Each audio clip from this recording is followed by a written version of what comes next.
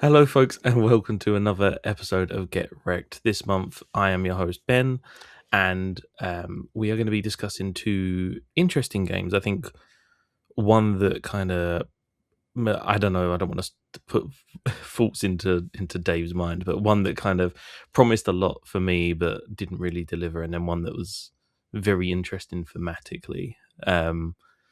But before we get into that, let me introduce returning guest Dave Jackson from Tales of the Backlog. How are you doing, man?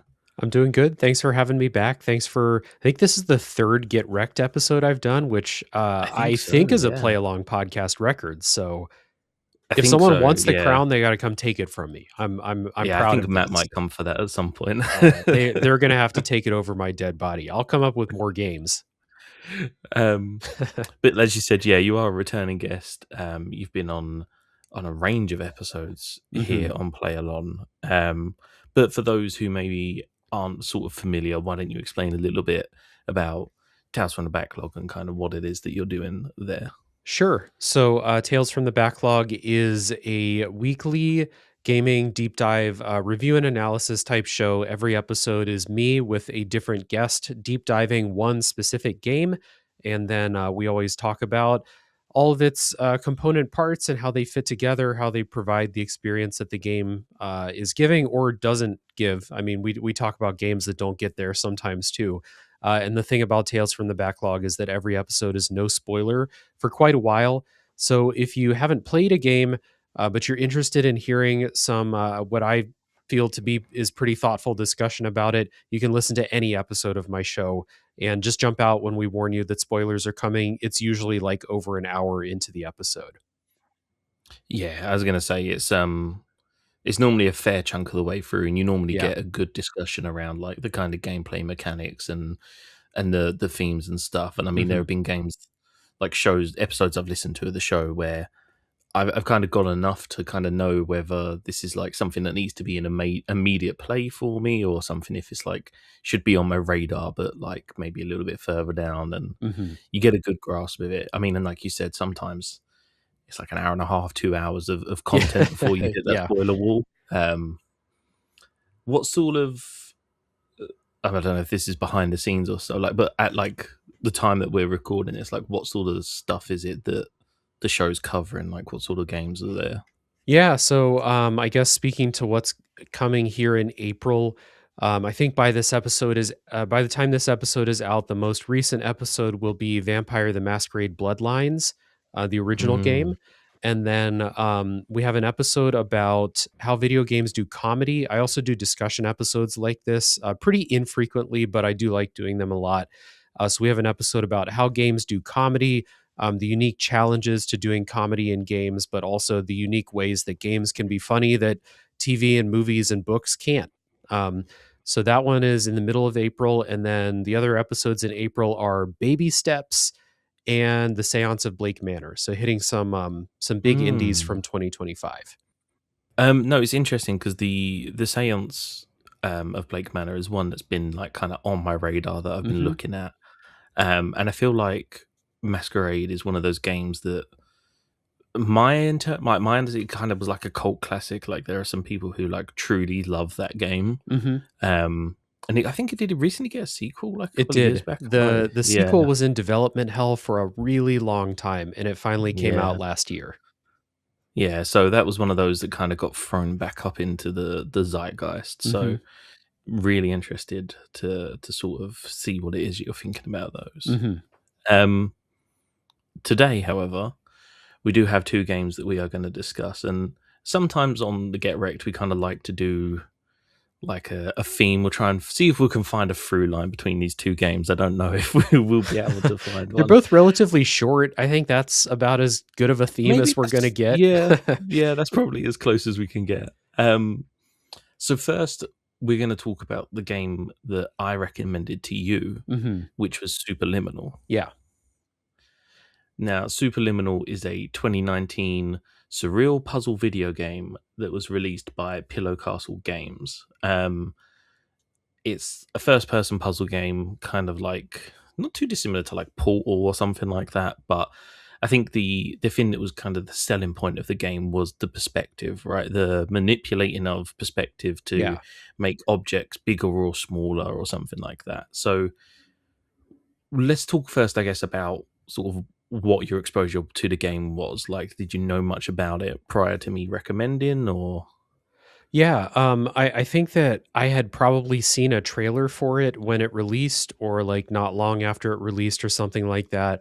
And like you said, those perspective puzzles really they pop in a trailer where it's like I have Hmm. a rubber duck and I move it around the screen and suddenly it's giant. Like just because of the way that you've manipulated the perspective and depth perception and things like that. To change the size of things, and so those things like really pop in a trailer. So that was one where I like put it on my wish list pretty quickly after seeing it. And then I think I picked it up in like a humble bundle or something like that. And I've it's gotta been love a sitting in humble my bundle. library for a while. Yeah, that's Humble Bundle does this a lot. There's a lot, a lot of games that I just, maybe I forget to cancel the Humble Bundle for the month. And then I've got 10 more games that I'll forget that I own. Um, and that's kind of what happened with Superliminal until like when we were thinking of what games to do on this episode here, and I just gave you my list that I keep of all the games in my Steam library and etc. And you picked this one out. So, what was it that made you like? Because I that list I sent you has like 450 games on it. What was it that made you Yes. single this one out? I feel like this isn't a game that many people talk about. And Hmm. so I feel like I kind of wanted to give it its like time in the spotlight, I guess. Yeah. For me, similar to you, it was the perspective side of stuff that interested me, and like we'll get into the gameplay a little bit in a minute, but like it's not just about making things bigger or small. Like sometimes there's like physics to it.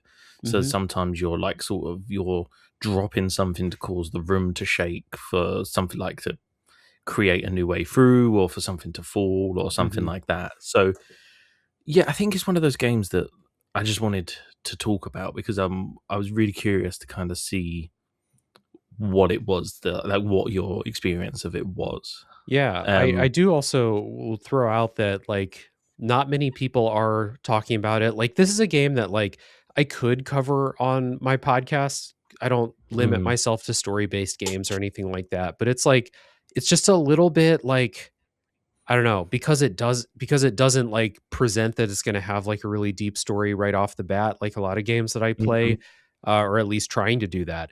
Um I never really like considered this for an episode of my show unless it's like a month where it's like, oh shit, I have way too many long games. I need a really short game, which does happen sometimes.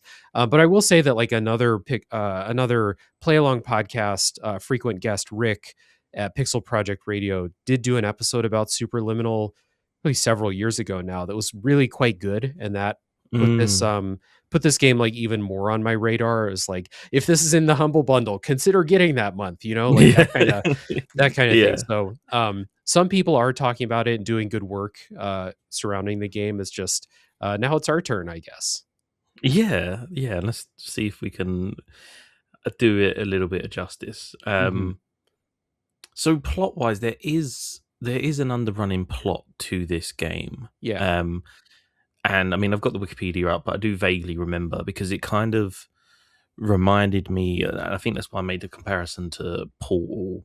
And probably you could compare it to like a Stanley Parable or something, in the sense of there is an underlying plot that you're not kind of getting the full story until you're sort of going through, and then things become deeper than they appear. So, from what I remember, it kind of centers around this idea of like dream therapy. Yes.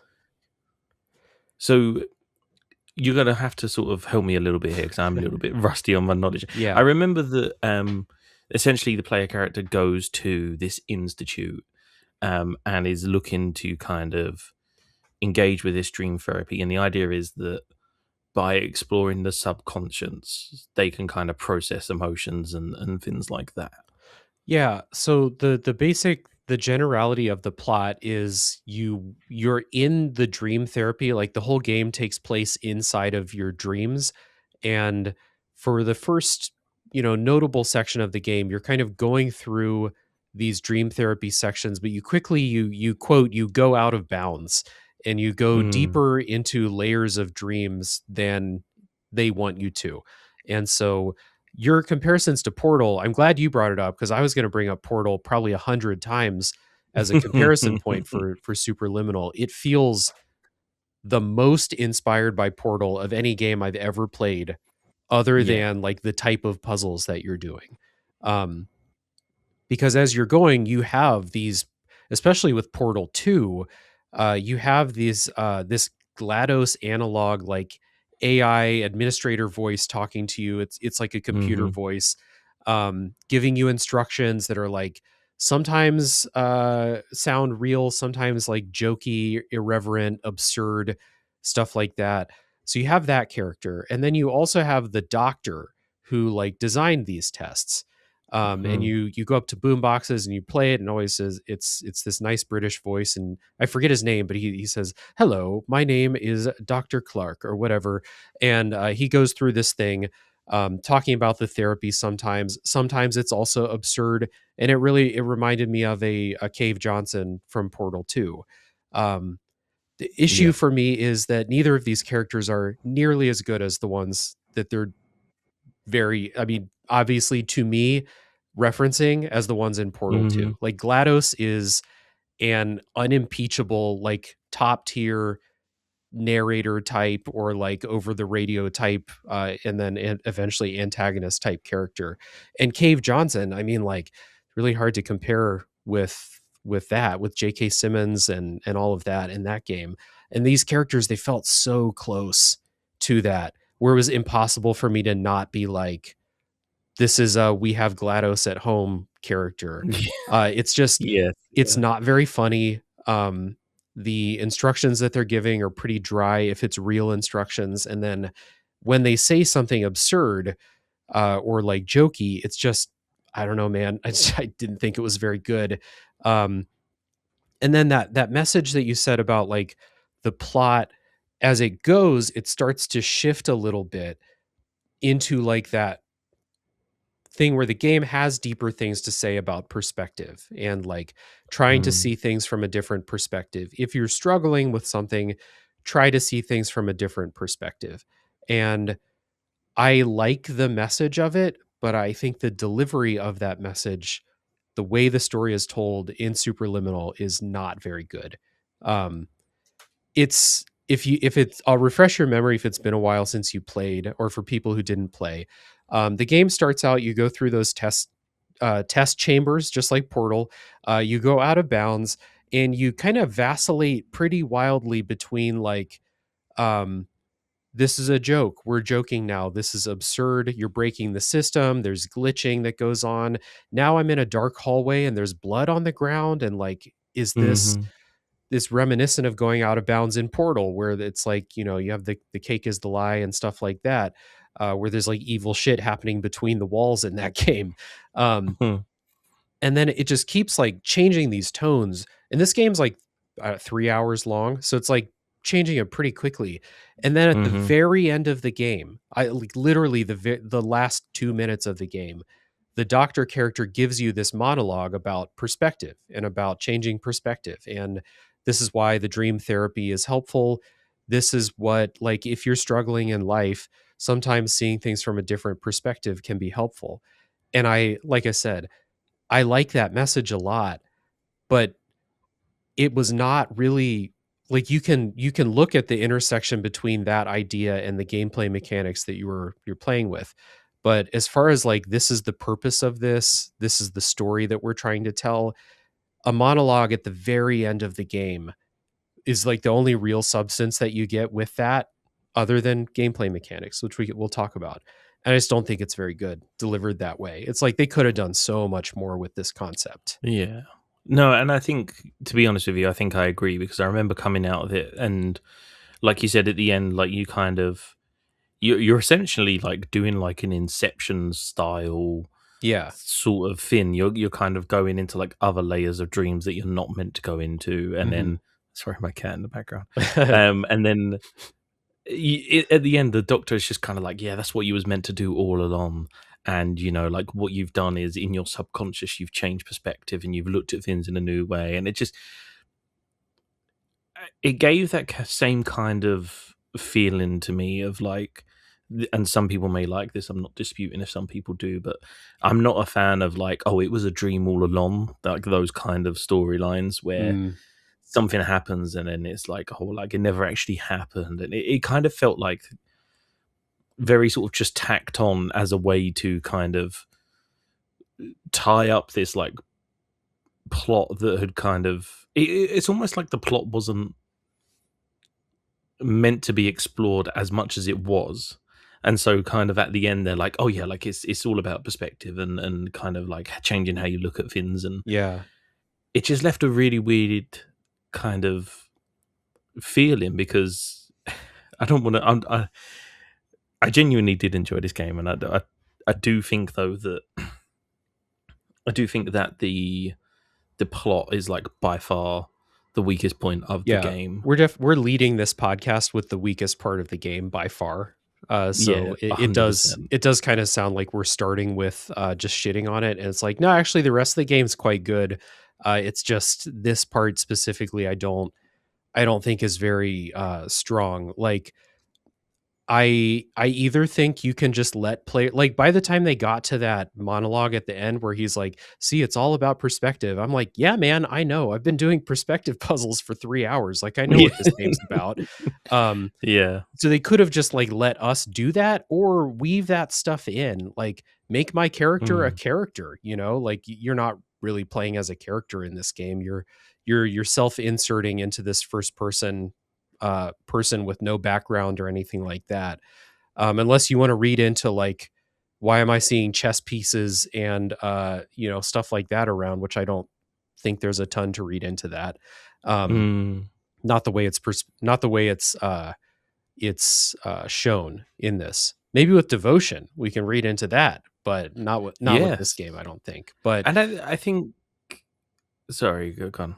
no, it's okay. I was just gonna like say like, so I think that like it's admirable that this game is trying to weave together like the idea that uh a change in perspective is helpful sometimes for you to move past a block or something like that, like a mental Mm. block. But and like the way that the puzzles are built around it is all, it's good. It's neat the way that we're doing the same Mm. thing from multiple approaches. Just the delivery of the story is so abrupt and short that it comes off as like way too simple, where it's like, oh hey man, you're depressed, have you considered looking at things from a different angle? And it's like kind of insulting with the like the Yeah. lack of exploration of that idea. Like, I don't think that's inherently a bad idea, but if you just No. say it like that once, then it does feel like, well, no, I never considered looking at life from a different Yes. perspective. I do like the idea though. It's just, yeah, the delivery of it leaves a lot to be desired. And I never thought about it until you said it then, but like the idea that the things we were interacting with could have been like things that were kind of crucial in the character's life at that time. Could be, yeah. If you're Because in a dream, why not? yeah, well, I mean that's like dreams are the whole kind of purpose is to process the emotions of the day you've had and stuff like that, and normally it pulls on the most recent things you've seen and the Mm. most like recent face you saw and stuff like that. So it would have been a really interesting way. I think that's kind of what I want to say overall about the plot is that like the plot's kind of just there, and it kind of like does an okay job, but doesn't really hit the way that it kind of feels that they want it to. Yeah, I think that the main two things are, if they really wanted to have an impactful message about changing perspective, they needed to weave it in throughout the game instead of going through these wild tone shifts of like, we're comedy, the system is breaking and glitching. Oh no, there's blood trails in the hallway. Like, those don't really accomplish anything for telling the story, in my opinion. Um, Mm, at in my most generous read, I would be like, oh, the blood trails in the hallway are they signifying that like my character's processing something violent or like, Mm, traumatic or something like that? But it's literally you just follow some blood trails in a couple of hallways. That's it. That's the only thing that ever approaches that. So it's like I can read it generously, but it still doesn't make it like very effective storytelling. Um, yeah. which is like I came to this game for the puzzles. I wasn't really expecting to be told a story, but now that they did, it's like, yeah, it's part of the experience now. Yeah. Yeah. And I think that's the thing, isn't it? Is kind of like it might sound horrible. It's almost like they introduced this plot, so now we kind of have to look at the way the plot's delivered Oh and yeah, look at the kind of absolutely. the plot of the game. Yeah. Whereas it could have just been a first person perspective like puzzle game. Yeah, I don't think I would have minded without the story, and I definitely would have liked it better if things were more like equally integrated throughout the whole playtime instead of just a monologue at the end. Yeah. Um but thankfully, kind of like we said, the plot of the game is by far like the weakest point. Let's talk about the actual kind of gameplay. Mm, So we keep talking about perspective and stuff, and I guess I just want to iron out and make sure that everyone listening is fully understanding what we're saying. Is like the idea that you can pick up something small from on the ground, lift it up high, and then when you drop it, it will be larger in size. right. Or vice versa, you can hold something up high and then it will drop and become smaller. Right. An object that appears to be the same size at your feet and 20 feet off into the distance, the one off in the distance is much larger than the one that's at your feet. It's just the way you perceive it with depth perception and things like that. So this game plays with that, where if you need to make something bigger, pick it up, like walk up to it when it's like right under your feet, pick it up and then place it like you the way the camera works takes some time to get used to, because when you like lift Hmm. an object around in 3D space in a first person game, you're usually just holding it in front of your character no matter where it is in here. And superliminal is like, let's wherever you're holding it, it's as far in that direction as it can go before it's like going through a wall or something. So find the Yes, yeah. furthest point, then drop it, and then go over and pick it up again. It'll be much bigger. Or hold it up in the sky and drop it, and it will be much bigger. And if you need to make things small, do the opposite of that. Put it under your feet, stuff like Yeah. that. And so it does end up being that like you'll be presented with a puzzle and you're like, okay, I need to make this thing bigger. I know how to make this thing bigger. It's going to take like 3 or 4 repetitions of this. The Hmm. way that you make things bigger or smaller doesn't really change, but they're pretty quick. So, like, if this was like a really long and involved process to like make something bigger or smaller, I would have gotten tired of it. But Yeah. it's pretty fast. So you're always just like, okay, I need this bigger. Boom, boom, boom. Now it's bigger. And then they start to layer in other things where it's like, they'll layer in like, I need to make this thing with a doorway big or small. So Hmm. when I walk through the doorway, I'm relatively big or small. And then it starts to get like multiple layers of like, my body needs to be bigger, not this object. So, like, how do I do Yes. that? And those puzzles are really cool. Yeah, I remember there's one where you pick up like a doll's house, Yeah. and you're trying to kind of like almost like Alice in Wonderland, like make sure that you're the right size Yeah. and stuff like There's a, that. a couple times when, like, in those situations, like, I made the doorway way too big. So when I walked out the other side, my character was so small and it took forever to walk to Oh the God. place I was going to. And I'm walking for like 2 real minutes just walking forward, trying to reach this exit that will kind of reset everything. And I'm like, come on, man, too big. It was too big. So yeah, kind of fun to do that. Yeah. How long did it take you kind of to get used to the mechanic itself? Because like you said, it's very interesting because you can like pick things off the wall as well, and if Yeah. you drop them where they are, they'll be certain size. And so I remember, I want to say it took me a good like at least 30-40 minutes to kind of get to a point where I was capable of being like, okay, I understand this depth equals this size, and Mhm. this height does this and stuff like that. Uh, I wouldn't say that I ever mastered, like, say I I need don't this. think I mastered it. Yeah, No. it's like, say I need this, this object is 10 centimeters tall. I need it to be a meter tall. I never mastered like doing that with any sort of quickness or precision. I just knew how to make things bigger, and then it's like, oh, whoops, too big. All right, shrink it back down a little bit. Um, but I did understand like the basics of shrinking and enlarging things. Like I think by the end of the game, I was like pretty good at it. But Hmm. that was when they started to layer in like other layers to size and stuff like that. So it was good that I guess I felt okay about it by then.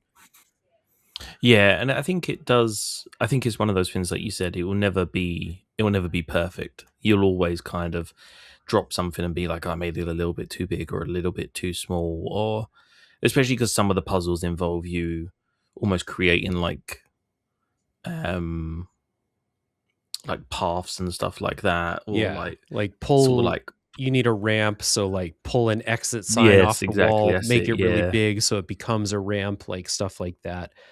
I would say the biggest issue for me, honestly, was walking into a room and trying to figure out what was interactable was the bigger issue. Is like Yes. because you can't interact with everything, and like 99% of the objects that are there, you can't do anything with. So it's kind of hunting around for like what's the one exit sign that I can grab, or like I kind of like if you play an adventure game and you're like pixel hunting for like, all right, there's a key on this desk somewhere. Where is it? I would Yeah. kind of mouse over the whole room and be like, "Oh, I can grab that window. Okay, let's go." Um, it wasn't always like super apparent to me what I could interact with, but once I figured that Mm, out, the puzzle solutions were always clear. Or like you just be messing around with objects and something would happen that you didn't know could happen. Like I made this thing really big and then I dropped it and it shattered the floor. And I'm like, "Oh, yes. Yeah. okay. So that's what I'm doing here." And it never felt like I was just doing random stuff. It always felt like either I know what I should do, or I have an object and I have a room and I'm just messing around and something becomes apparent. Like maybe a wall panel Yes. falls slightly to the side and I'm like, "All right, there we go. That's the thing." Yeah. Yeah. And I guess the question I kind of want to ask is like, I think you said it at the top a little bit, but do you think that this is a puzzle mechanic that more games should kind of look at? Do you think this should be like Mm, utilized more? I don't know. I kind of feel like I feel like this game squeezed all the juice out of this mechanic that I Mm, personally wanted. What I thought was cool about this game too is like, so we have that central theme of perspective, and the puzzles are not all just making things bigger or smaller. There's like whole chapters that are built around perspective of light. And so like you'll have stuff in the environment you can't see until you manipulate light sources, and then it's like, the perspective of where the light is shining and where shadows are cast will then show you what this puzzle is, or a path to walk on, or stuff like that. And I really liked how the game kept mixing this up, where like I don't know if I would wanted to do 3 straight hours of resizing puzzles, but it wasn't that. It was hmm. like, do that for 45 minutes, come to grips with the mechanics and the way that we design our puzzles and stuff, and then we're going to do some totally different stuff based on like literally where in the room are you looking, that type of, those like sidewalk art puzzles where you're like from a very certain angle of viewing, it looks like there's like a hole in the sidewalk. Like this game's Yes. full Yeah. of Yeah. puzzle rooms like that, and it's really cool. So the way they mix it up was always great too. So like I never got sick of mechanics in this game. Mhm. I think it would be personally. I think it would be something that would be cool to see maybe utilized in like a certain sequence in a game. I don't know if I think like you, I don't know if I necessarily want an entire another game based on perspective changing, whether that is objects or light or anything like that. I think it would be cool to have, I guess, like a dream sequence in a game or something where like for like half an hour or something you're kind of messing with the different perspectives and stuff in this dream sequence. Yeah, it could be cool. I don't know how complicated this was to make. It might be too big an ask to someone like make this Yeah, specifically for a short sequence. But I don't know, like if there is a Superliminal 2 or something, like now that I say it out loud, I kind of feel like there is, but maybe there isn't. Um, or there was some sort of announcement or something. That might be completely wrong, but my brain is cooked right now. Um, I think a Superliminal 2, I think that there are other things you can do with the idea of perspective. Um, I don't think I would want like, 5 more hours of making mm. chess pieces bigger and smaller, Yes, I was just looking through to see about the development and stuff like that. So it looks like it took about 6 or 7 years to develop. Jeez. I think it's a Um, pretty small team though. yeah, as I say, it seems like quite a small team, and it seems like also they were studying at the same time. Mm. Um, Would be very likely to like read that these are all like math majors or something like that that came up with a game like this. it was an undergraduate as part of a program assignment. Yeah, there we go. Um, so yeah, but I think yeah, I think it is a tall. I think it is a tall order, but I do think I'm kind of getting into my final thoughts here, and we can discuss if there's anything else that you wanted to discuss about the game. But Mhm. I think for me, I think it's one of those games that people should play, even though the plot isn't kind of there. I don't think you go in for the plot personally. I think, like we said, the game presents this plot that you then kind of have to think about in the way that we do, where we're discussing it. But I think as kind of like a new take on puzzle games, and like you said, not just the perspective of big to small, but of lights and shadows and stuff like that. I think it is a game that if you are someone who enjoys puzzles, you will have a good time with. It is relatively short. I think it is the perfect length for what it is. Yeah. I think about 3 hours, 3.5 hours is like the right length for this kind of game. Yeah, I also think that it's like fairly easy as far as puzzle games go. I did have to use a walkthrough to get through it, but it was because of those situations where I walked in a room and I was like, I can't find anything to grab. I don't know what I can interact with here. Yeah. And then I checked the walkthrough and it's like, oh, that thing that like, yeah, it kind of stands out, but it, didn't stand out enough. That was not very often. And I'll get in a lot of puzzle games, especially deep into puzzle games, where I go into a Mhm. room and I'm like, I see the mechanics that you have here. I don't know what you want me to do with these things though. And Yeah. I didn't really get that from Superliminal. So um it was a very pleasant puzzle solving experience where I'm just kind of going about my business, shrinking things or changing the angle of viewing or things like that to just make very steady progress through it. And I just kind of I'm going through the game and I'm just like these puzzles are really neat. I like these quite a bit, and it's just the story thing, which like I have talked to people who uh, enjoyed the message of the story and felt like it hit them Mm. at a moment in their life where they needed someone to say it. And I definitely like wouldn't want to take that away from anybody. For me personally, I didn't like the way it was delivered very much, but it is kind of a secondary thing where like, if I'm going to recommend an RPG to you, uh, I would probably recommend it on the basis of the story, among other things. But puzzles are the focus, right? And so Mm. that's what the recommendation's based on. So I don't really hesitate to recommend people play Superliminal for the puzzles specifically. And like the game looks pretty, the music is really nice. Like it's a very pleasant experience for most of it. Just going through doing the puzzle stuff. So not hard to recommend it. It's just like uh if you're the type that like you and we've been talking about where it's like, all right, if this game's going to tell me a story, I'm going to take it seriously. Yeah. Then Yeah. then it might leave you wanting a little bit, or it might not. It's not the same for everyone I've talked to about it. Mm. But yeah, I think definitely, I think people should check out Superliminal. Yeah. If you are a puzzle fan. Hmm.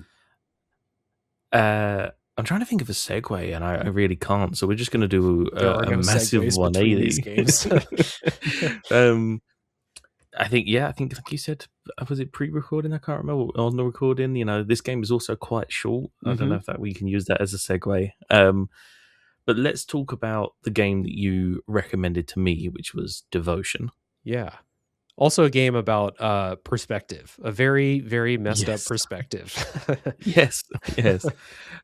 So Devotion is a first-person psychological horror game that was developed by Red Candle Games, also published by them, and you kind of it takes place in an apartment complex in Taiwan in the 1980s. There's a lot of stuff about Taiwanese culture and kind of superstition and folk religion and stuff like that. Um, I think before anything, let's go with kind of like exposure, first experience, and stuff like that. So Hmm. for myself, this was on my wish list. I think I've said this a couple of times recently, through TikTok. There's a Mm. lot of people who kind of go on TikTok and will be like, you should play this indie game. If you like this, you should play this, blah, blah, blah, blah, blah. And Devotion and Detention are two that got kind of recommended to me through my TikTok. And so it sat on there.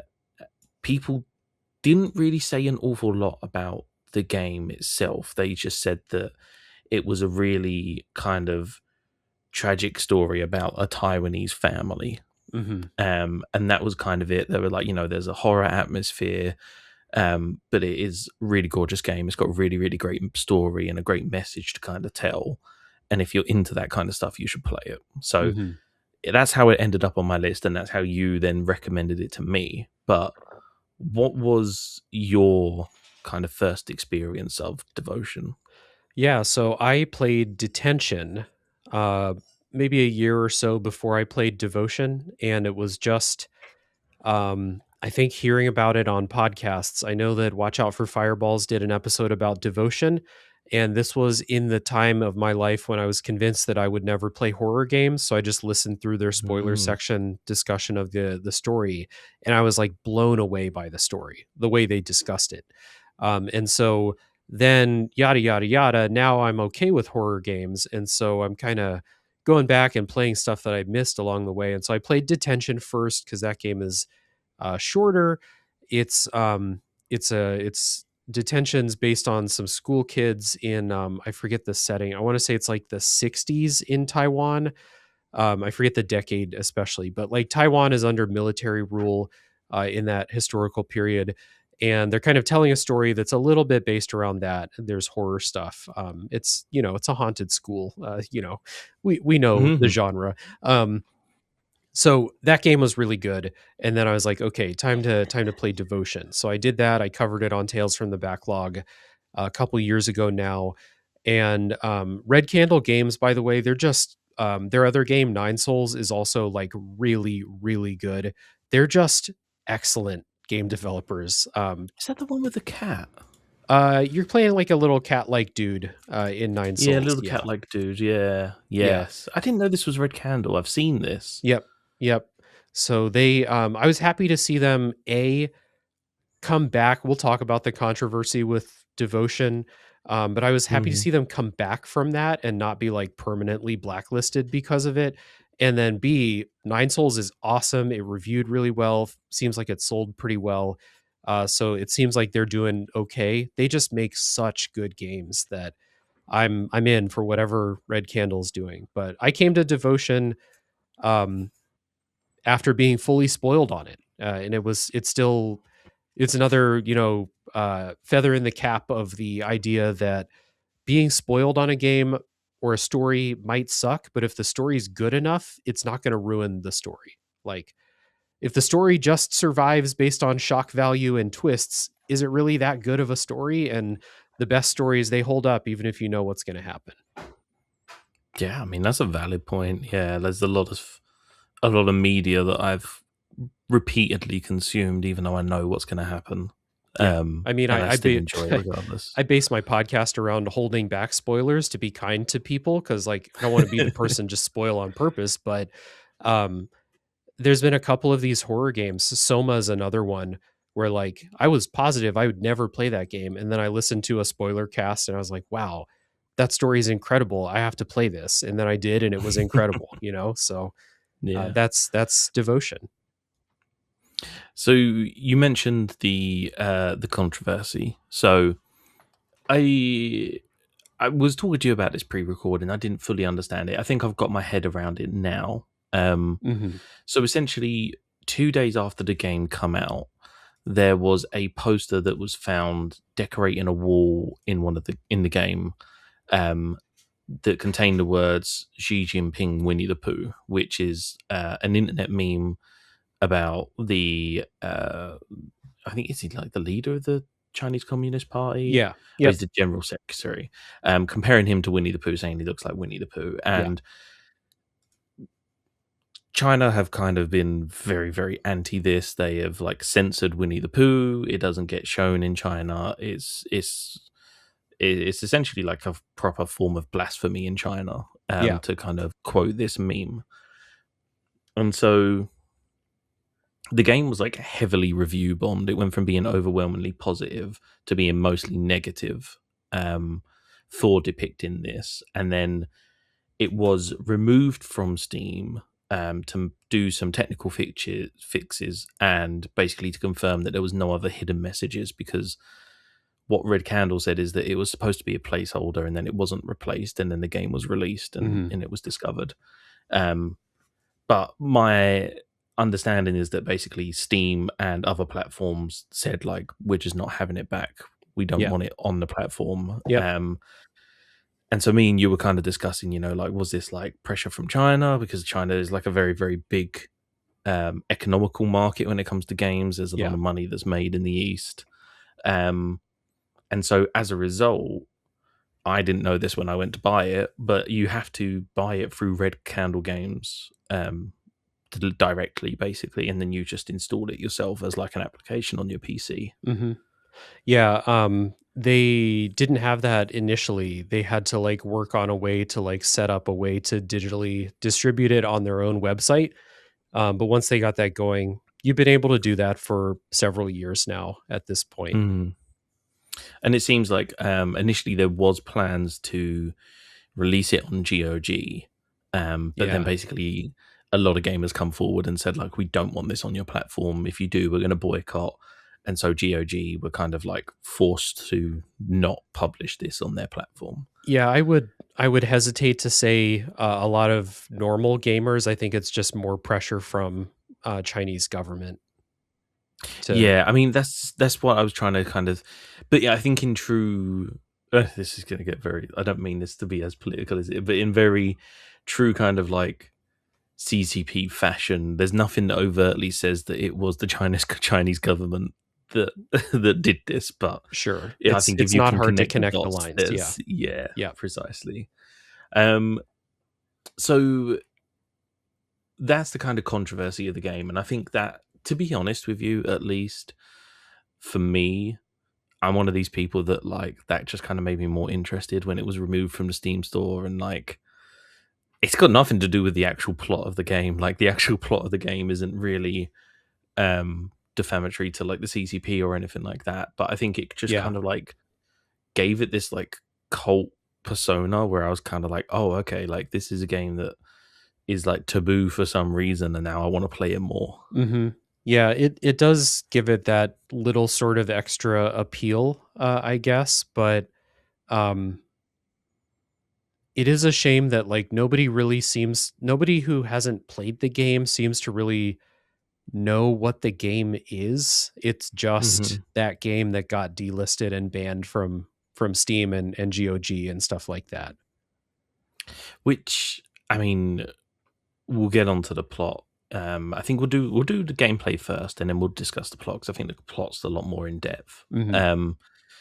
But that's a shame, because the actual kind of plot of the game and what I got from the story is really like really fucking, I don't know, it's really deep, and it kind of like makes you think a lot, and it kind of is this kind of like tragic message of sort of like a warning almost, I guess. Yeah. This is, for my money, one of the top 3 horror games I've ever played. I think this is genuinely one of the best horror games ever made. And it is 100% the best in the vein of like Silent Hill 2 psychological horror, other than Silent Hmm. Hill 2. Perhaps even better than Silent Hill 2 at this type of like psychological horror, uh things that someone has done in their past coming to haunt them type of psychological horror, or like your state of mind becoming the video game level, like stuff like that. Devotion is absolutely top notch in my Mm. opinion. I mean, and that's the thing. It's like, nothing is scarier than human nature and the human psyche, Yeah. as far as I'm concerned. So, Hmm. Nothing's scarier than um, what you find out that people have done to other yes. people. So let's talk gameplay first. Yeah. I think the Silent Hill comparison is a really, really good comparison, because it is a first-person horror game. It is all kind of takes place in this one apartment complex, and it effectively in one apartment, except for a section later on where you're kind of going to different periods of time of the Yeah. same apartment. Hmm. Um, and for the most part, you are just picking up things, interacting with them, and I guess this is our connection. There is like a light puzzle aspect to the game in a Yeah. certain sense. You have to do things a certain way, and you have to kind of get certain objects to interact with other objects. Yeah, little Um, adventure gamey like that. yeah, yeah, yeah. What did you think about the kind of gameplay itself and how that kind of unfolds? Because it's adventure gamey in a way that like this type of gameplay in Devotion specifically serves to move you from room to room, or sometimes apartment to like out in the hallway or different apartments and stuff like that. The point is to get you to move from these horror set pieces to the next one, Hmm. while also having you do little stuff like we're setting up for a celebration. So like that's what you're doing in the gameplay is like you have to find these items and put them in the place where they're supposed to go for the celebration.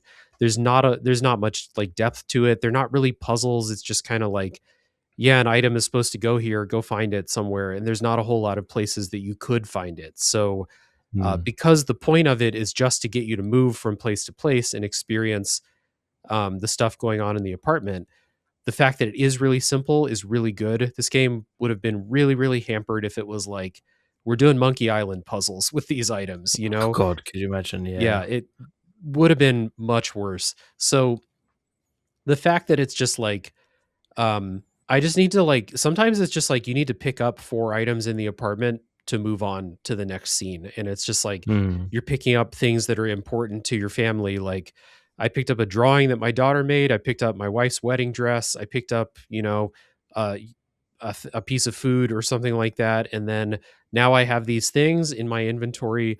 They'll be important sometime later for Mm. plot stuff. And the simplicity of it just lets you move through the story, which is why we're here. We're here for the story. We're here for the um I mean, like the visual and audio design in this game is really, really good too. So we're here for the experience of Amazing. being here and taking it all in. I don't want to spend time figuring out adventure game puzzles. And so No. they really simplified it. Yeah, and I think the only time it kind of got a little bit puzzly, I guess, for me, or like puzzle adjacent, was that section where you have the 3 years, and you're kind of Hmm. going from apartment to apartment, because you would get something in like 1986, and then you would go to 1990, you would do something, and then that would cause this change in 1985. And Yeah.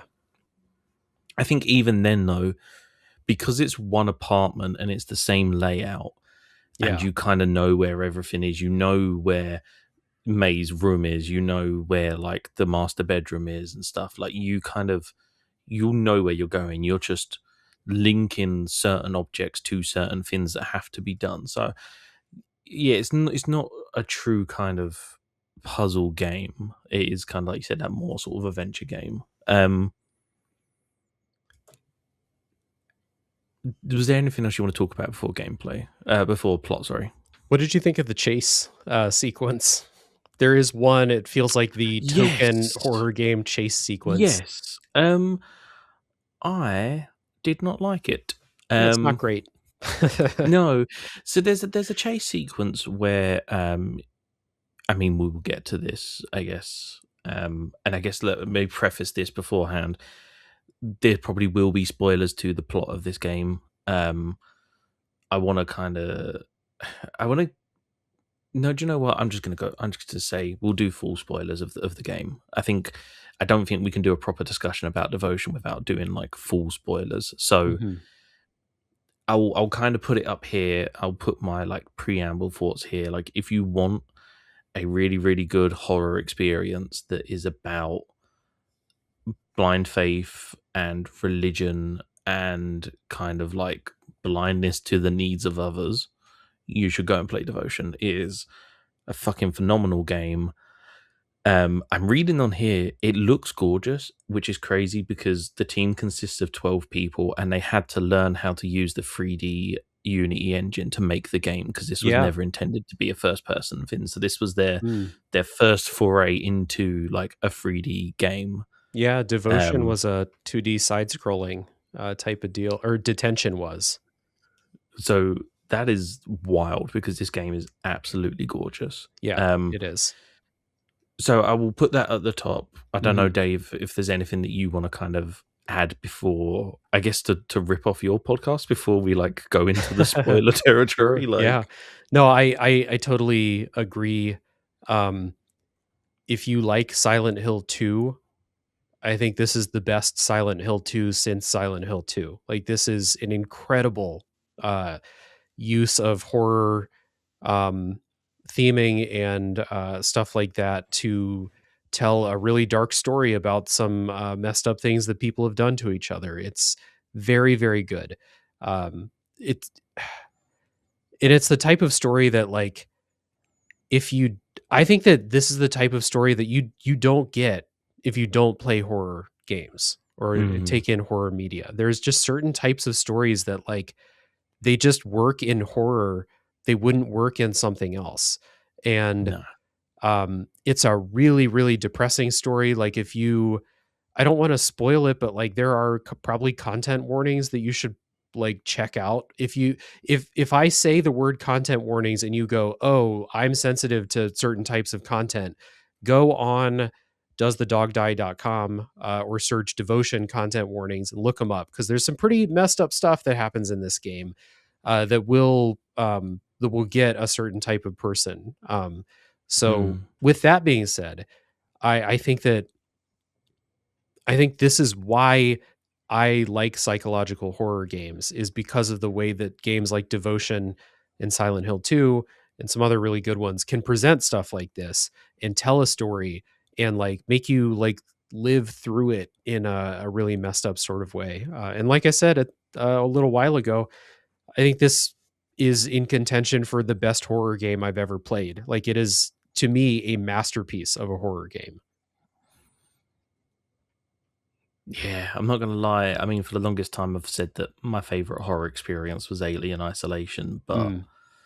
Different type of horror, I guess. different Like, type of horror. But I mean, this is up there. I think I think it's if it's not top, it's at least like a very close second for me. yeah, But the reason I kind of wanted to get into that was talking about the chase sequence. yeah, The character who you're playing as the father, is essentially being chased by like the ghost of his wife. hmm Um, but it's a really, really poor chase scene because you are effectively running through these really tight corridors, which is an anxiety inducing, and that's not the issue that I had with it. I think the issue I had with it was I had no clue where the fuck I was supposed to be going. hmm There are multiple doors that all look the same, and you're kind of almost just like hedging your bets of like, do I take this one on the right or do I carry on, Hmm. until you eventually get to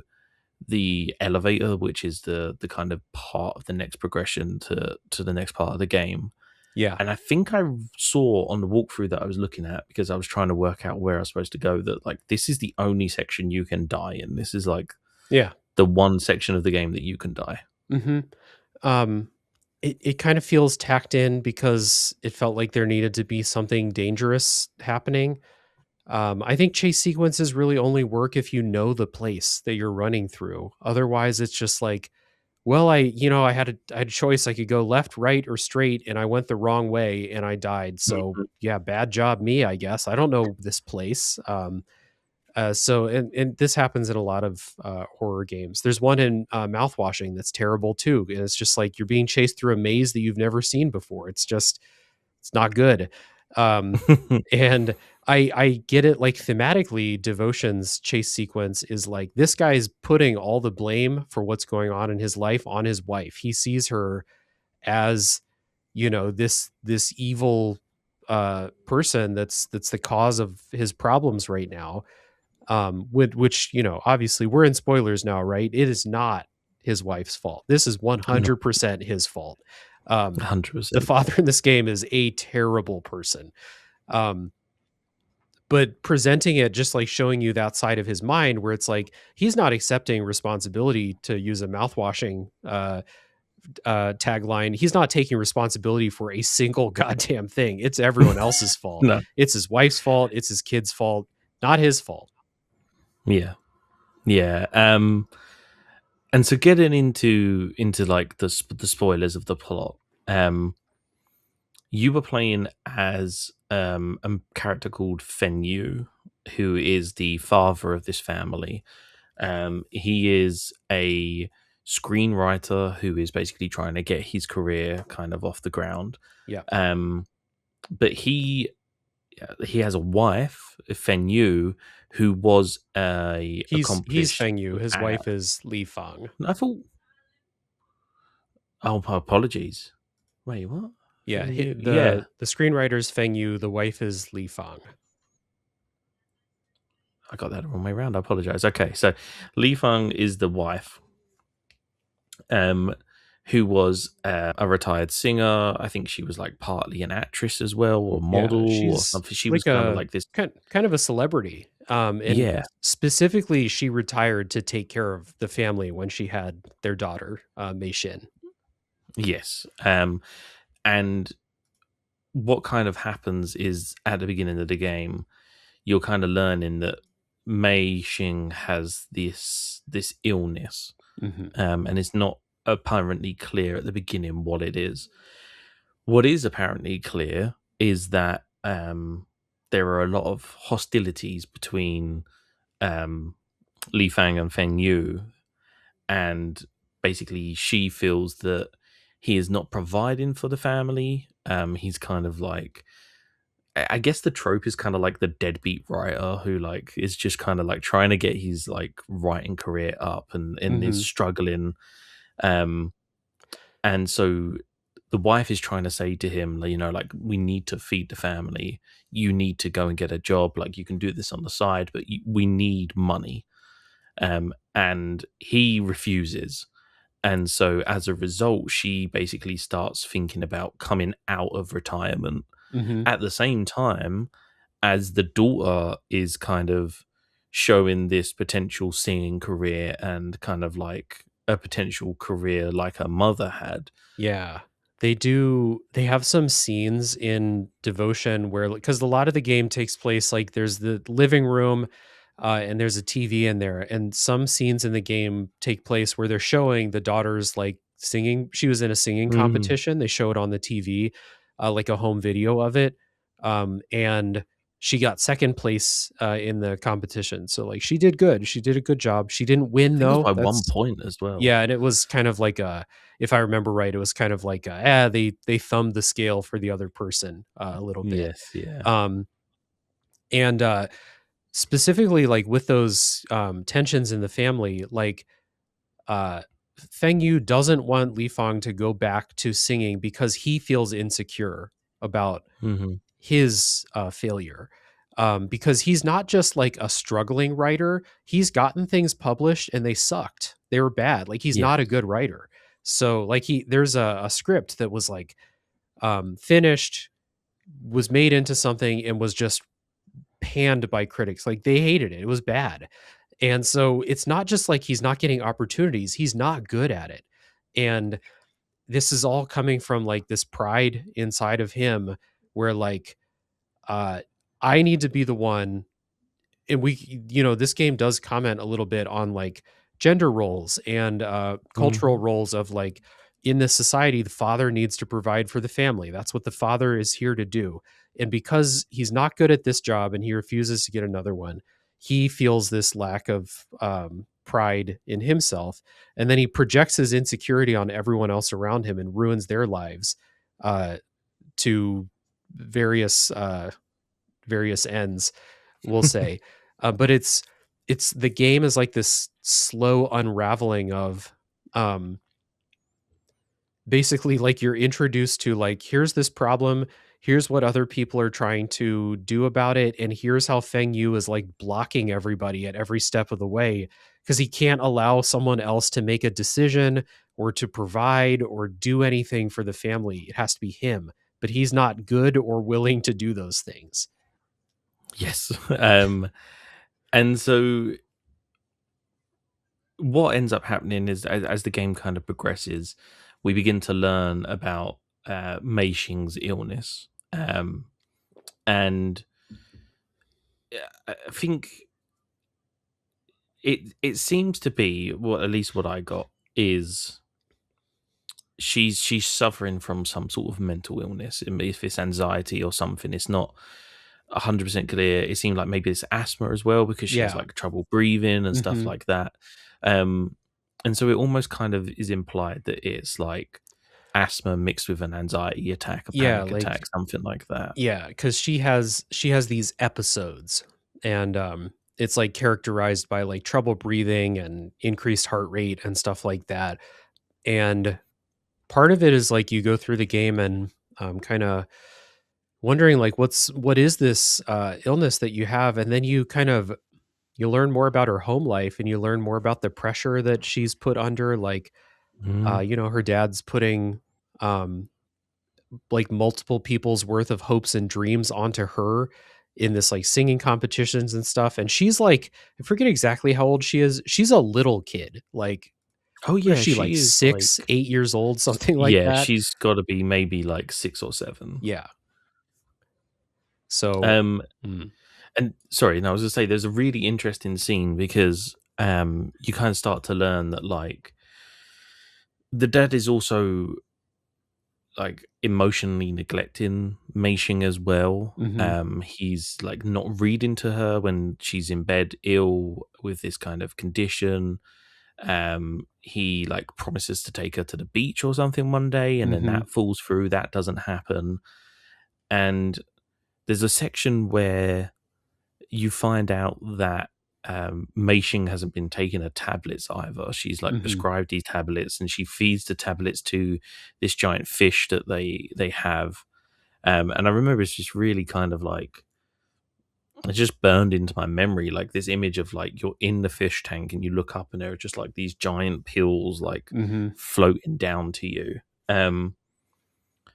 And basically this all kind of culminates and all kind of goes on to the point where Li Fang leaves, and she yeah, kind of leaves the family and says like I can't do this anymore, because while all of this like domestic disputes is happening and this kind of like financial hardship, Feng Yu is also like heavily leaning on spiritualism and religion to kind of cure, quote unquote, his daughter. yeah. It's and it's not like he's like going to church, or some equivalent or something like that. It's like this person in an apartment down the hall that claims to be like a spiritual medium.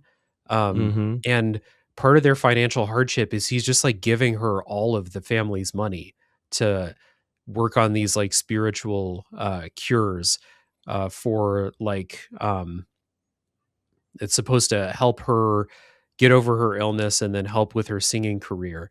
And as the story is told, like it's kind of told non-linearly, but as you kind of piece together the timeline, as he gets more and more obsessed, they call her the mentor. As he gets more and more obsessed with like dealing with her, uh, he starts to like lash out at his wife for like anytime she tries to suggest that like, hey, maybe this mentor is not gonna actually help us, and maybe I need to go back to work. Like you're spending all of our money giving it to this mentor, it's not working. And he just like that's where that chase comes in, is around that part of the game, when she leaves the family, and Yes.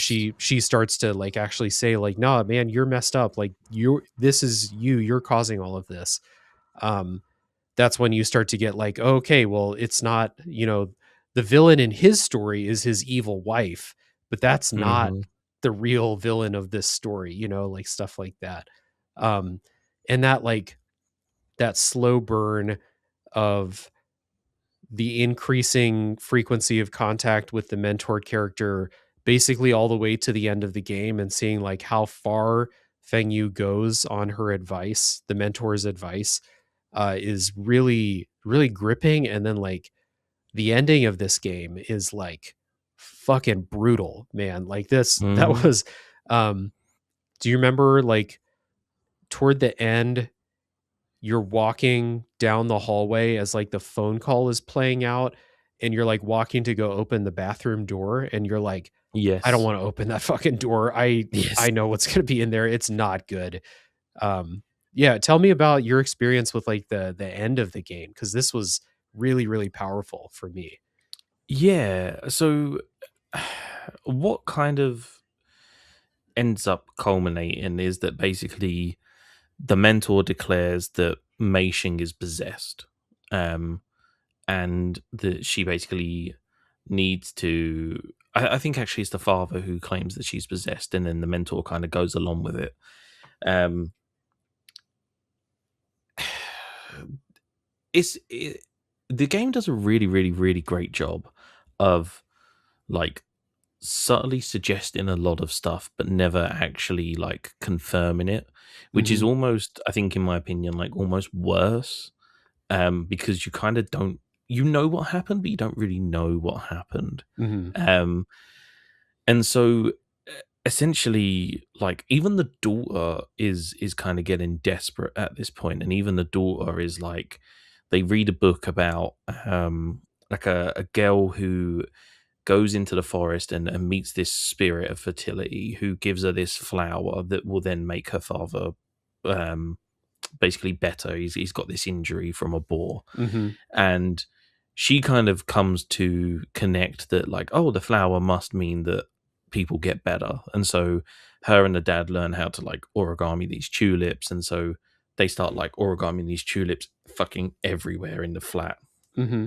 and it's depicted by these like really beautiful tulips that light up the way you're going and stuff. But then it kind of just gets really, really dark because the mentor's on the phone and is basically like walking the dad through this like ritual that he needs to do. Yeah. Um and I mean it's done in a certain way where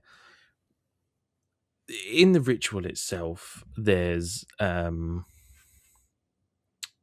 a lot of like self mutilation that happens. And the idea is that the dad is effectively like giving parts of his body to this god that the mentor says will save them Yeah. in order to like basically save his daughter.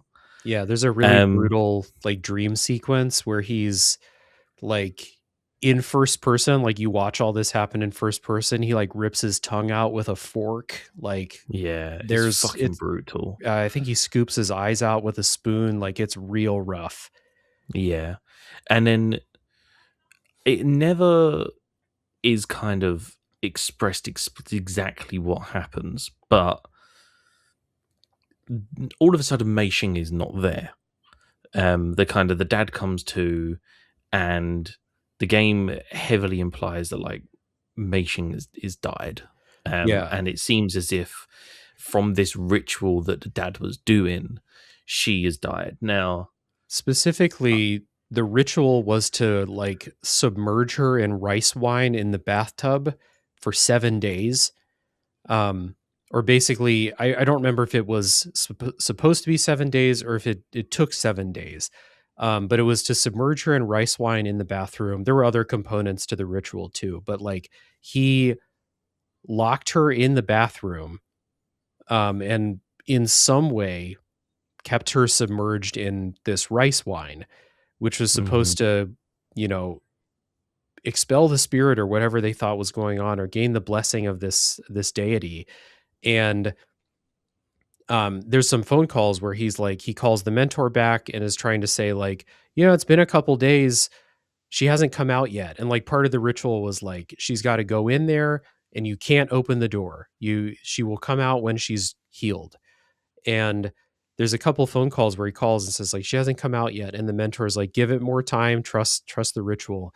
And then the final one where you're walking down that hallway, he calls the mentor and the phone line's been disconnected, so like the mentor's skipped town basically. And then the end of the game is walking down this hallway toward the bathroom door, and you know what's happened in there. And mm, something I think the game does great is when you open the bathroom door, it goes to like this kind of cheery credit sequence where like what happened in there, but juxtaposed with like this, I don't know, this hallucination that he has, or like this idea that he has in his head that like it's good. She's healed now. I'm a good father. Like stuff like that. If I remember the credit sequence right. Um, but it never shows you what's actually inside the bathroom. You already know what's in no, there. and that's kind of what's interesting. Is also there's these like recordings that you can find as you're walking through where people have said to this mentor like, oh, like you told me that like my wife was going to come back if I did this, if I gave you this money, like she's not come back. And it kind of all plays into this idea like the mentor was, I don't want to say that she was lying, but it was this kind of this like blind faith that you see. I guess the closest we would have is like a faith healer or something like that, that kind of Mhm, like that literal devotion to them, that like what they're saying is true, and if we just keep believing then things will come. mhm. um and what is really interesting is that like after that bathroom scene, again, like the game doesn't explicitly show it, but then the father is like sat in in the apartment on the sofa Right. on his own, like watching the home movies of his daughter singing. And not only is she singing, but she's singing a song called Lady of the Pier, which is what her mother sang, that kind of like Yeah. made her mother famous. Mhm. um and it just kind of, it does this really, really kind of, I don't normally like ambiguous endings, but I think that this is not too ambiguous in the sense of like, I know that something happened to that daughter. I don't know what exactly happened, but I know for whatever reason that daughter is not here, and that he is to blame for that daughter not being here anymore. Mhm. It almost doesn't matter what happened to him, 'cause, like, it shows you him in the chair, motionless.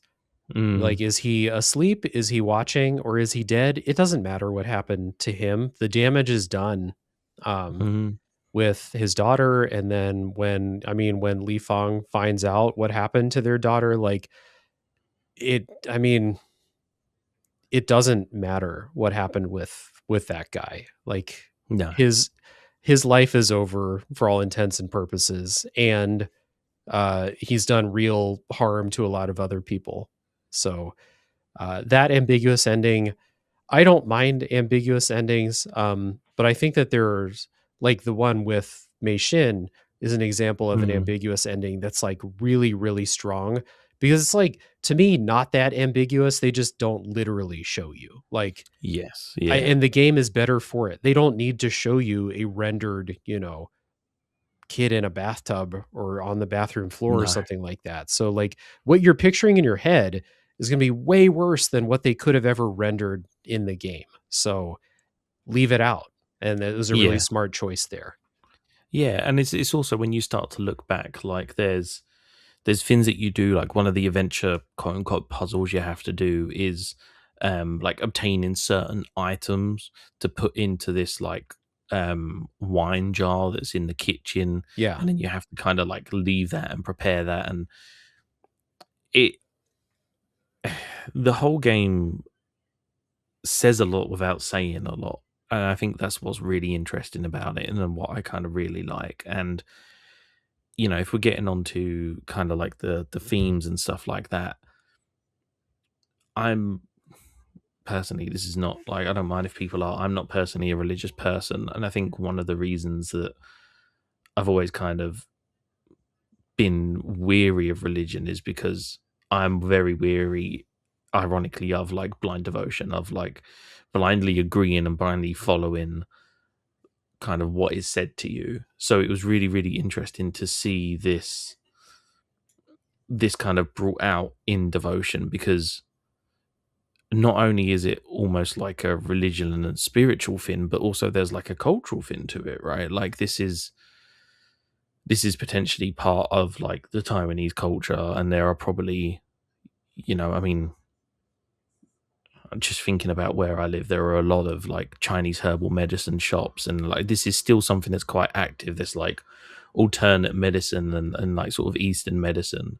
Hmm. So it's really interesting to see this kind of juxtaposition of like, when does that become like, when does it become a point where like even the wife is saying like, okay, like this clearly isn't fucking working, like we need to do something that is like a bit more modern, I guess, and not kind of like a cultural treatment. Right. I think that there's a difference between religion as like a tenet of beliefs that guides your interactions with the world, and like, most of them would tell you to do things that would, do good to the people around you and stuff like that. Like, I think there's a Mm. difference between that and, like you said, blind devotion, where you just don't question anything at all. And that's what this game is commenting on, is like that far, far, far example of someone who's just like doesn't have the capacity to accept that this idea that they had might not be right. Um, and the way that Feng Yu in this game just like gets it in his head that like, no, I found this mentor person, it's going to work. Nobody can tell me anything.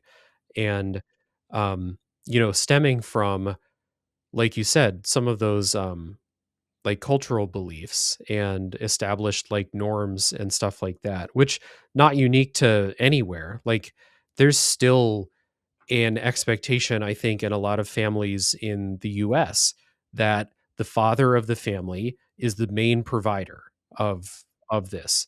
Um, and like it doesn't mean you have to be the only provider, but there is an expectation that you're going to be the man of the house and you're going to take care of your family. Like that's still a thing. I And mean, yeah. sorry, just to chime on, like I won't name names because I know them, but like I was talking about this, not this specifically, but like talking in the office about how someone that I work with, she got a job that meant that she earned more than her partner. Mhm. Um, and then, although he said it was unrelated, her partner went out and got another job. So he was working two jobs so that he earned more than her. Jeez, yeah. I And mean, it's that kind of, yeah. like you said, that like it is almost like a societal expectation still to a level that like the Mao is the person who earns the money and the kind of like quote unquote breadwinner, and like that is something that isn't like unique to the East, I don't think. No, not it's very widespread. I think it's just the degree that people place emphasis in it, and in time too. Like, I don't know a ton about like Taiwan in general, so I don't want to make too many generalizations. But I would like to think that maybe it's not quite as ingrained as it was 40 years ago when this game took Mm. place. I mean, in the US, these beliefs are changing, and it probably was much more ingrained in the 80s and then going further back that, like, yeah, the man goes to work and provides for the family, and the woman stays home and takes care of the kids. And that's the expectation for how your family works. And um, because Feng Yu is not able to do that in the way that he wants to do it, he can't accept that his wife could provide for the family. Like she's a celebrity. Like not only is she going to provide for the family, it's like it was uh what's the word?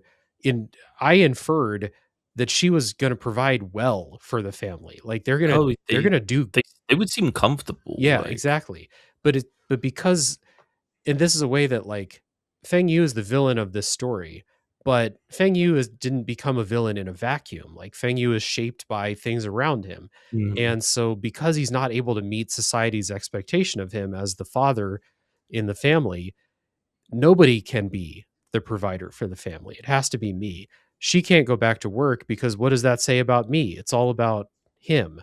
yeah. Um, and so when his ideas are other people's ideas for how to make money or how to cure Mei Xin, when they don't work, it's like, well, I have to come up with another idea. I'm the decision maker. I'm the person who, takes responsibility for this.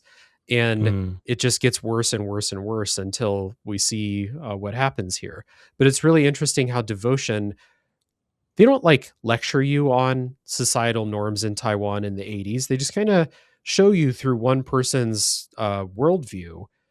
Like this person, like none of us come up with these beliefs and expectations in a vacuum. Like we grew up and the world around us kind of shapes how we feel. mm, And if whether you adhere to those societal norms or whether you break from them, or live in, I guess, a more non-traditional type of arrangement, um, like that's you have to be the person to like be like okay with this if everyone mm. around you is doing something different, and he couldn't do it. So he just kept digging that hole deeper and deeper and deeper, which is it's interesting And to me that he's not just a piece of shit person that came out of a vacuum fully formed as a piece of shit dad.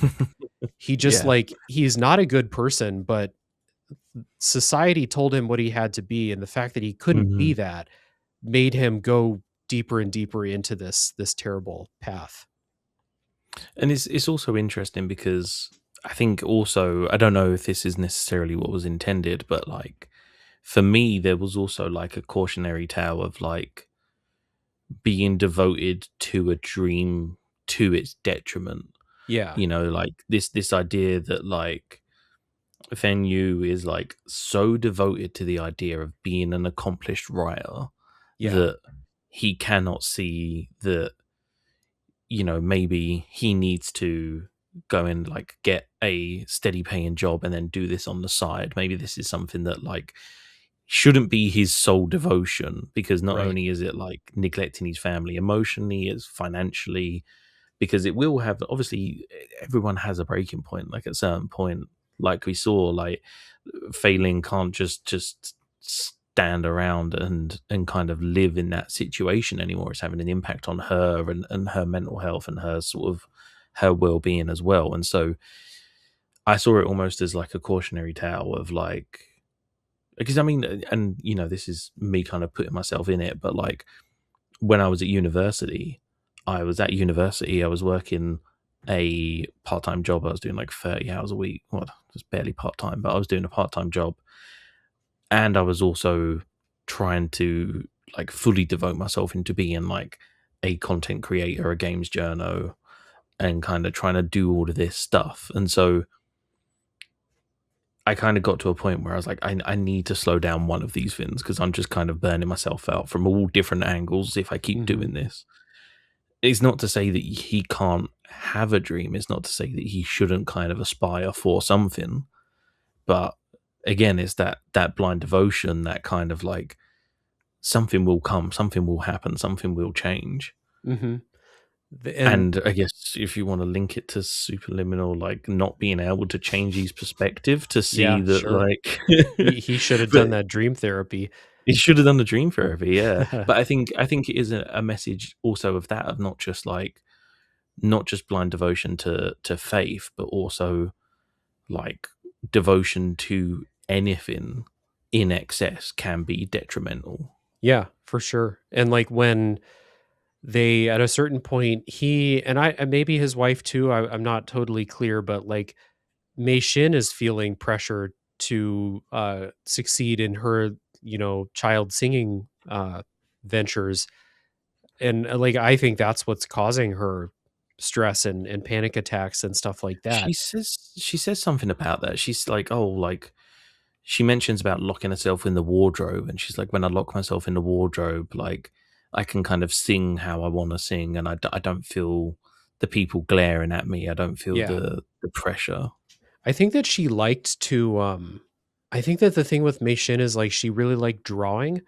Um but she's good at singing. So there's pressure for her Hmm. to keep doing the singing stuff.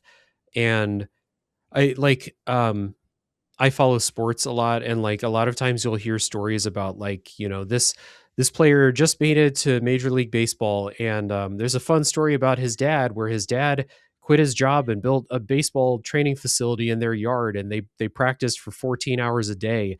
And it's like, Jesus Christ, that's Mm, insane. I'm glad this person made it to the pros, but how many people did that and didn't make it to the pros? Like that's the kind of pressure that like, oh, parents putting our hopes and dreams of like success that we're probably not going to get ourselves. Our kid shows like a little spark of potential, and suddenly it's like, you're our ticket, kid. You mm, gotta make the most of this. And it felt like that was what was going on with Mei Shin, where she's like, yeah, she can sing pretty good. She did well in a competition. Like, does that mean that she's old enough to handle the pressure of like doing this like circuit and like rehearsals and competitions and all this stuff that she's going to do? Like probably not. Like she's a little kid.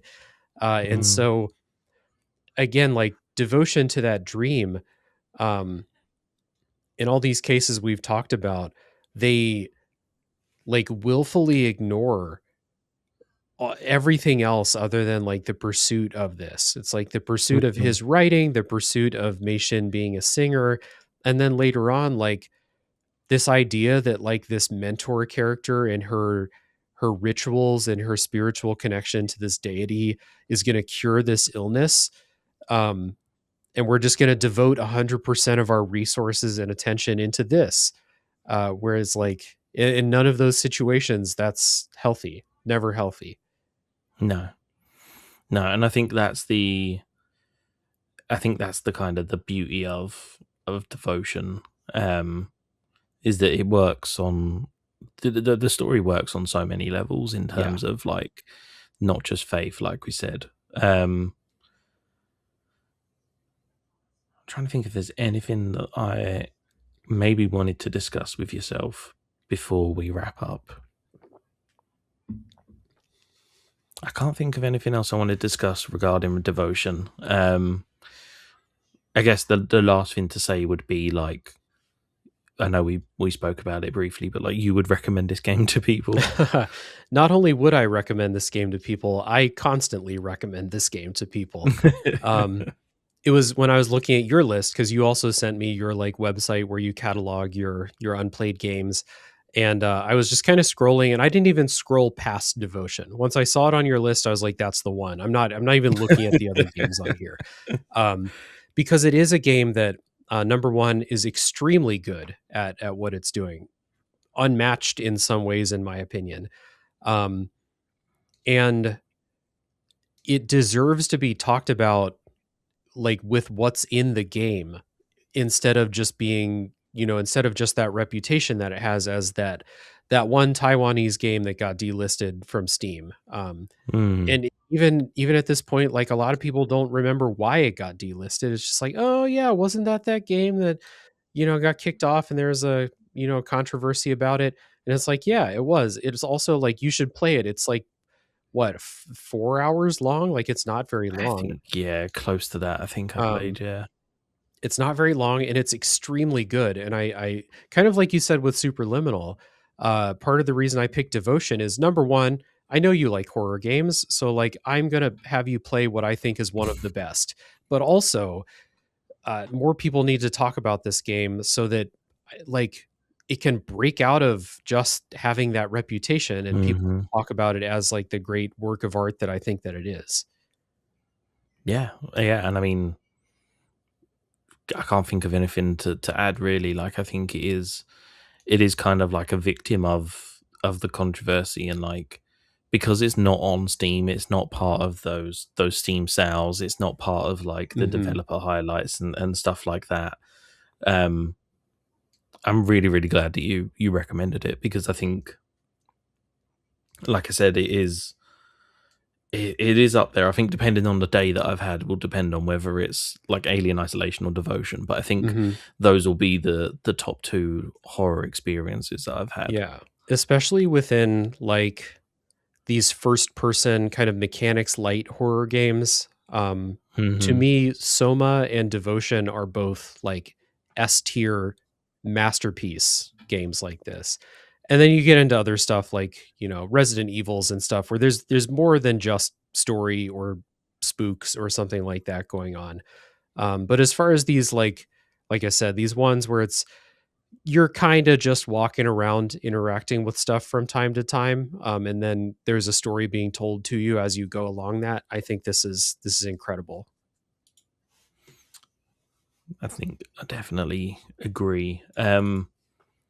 With that said and done, Dave, was there anything that you wanted to say to the people? Did you maybe want to shout yourself out one last time before we wrap up? Sure, yeah. So Ben, thanks for doing the episode with me. Thanks for having me back Ab- on. Absolute pleasure, mate. Yeah. Absolute pleasure. And if anyone wants to find my show, it's called Tales from the Backlog. It is on all the podcast apps. There's also a video version on YouTube, and every episode is somewhat similar to especially the devotion side of this discussion, where we will talk about a game basically as much as we can without spoiling the story. And then when we feel like it's time, we jump into a full spoiler discussion. So every episode is safe for people who haven't played the game yet. Or, if you have played it and you want a spoiler discussion, we have that too. And the episodes are quite long. I'm coming up at around like 210 episodes, 210 games, I should say. There's about probably 40 or 50 other episodes that are not game episodes. And so you can find a game that you're interested in. And uh, Ben has been on the show before. We did an episode about The Last of Us quite a while ago now, but Mm, we did do that. And Jared's been on the show a couple of times as well for the play along crew. So yeah, that's Tales from the Backlog. And again, a good time. Thanks for recommending Superliminal to me, and thanks for playing Devotion. no, dude, honestly, like I said, the pleasure was all mine. I had an absolute, sounds weird to say I had an absolute blast playing Devotion, but I Right. genuinely had a great time playing Yeah. it. Thank you to everybody who has listened this far. Hopefully, you've enjoyed our discussion about the games. Next week's episode will be the finale of Dispatch. We'll be going over the kind of the ending of that game, our general thoughts and feelings. And Jared will know. Kai will be revealing what his next main series is for the book club. So make sure you tune in and find out what's going on there. Like I said, thank you very much for listening. Thank you, Dave, again for joining me. Thank you. And we'll see everybody in the next episode.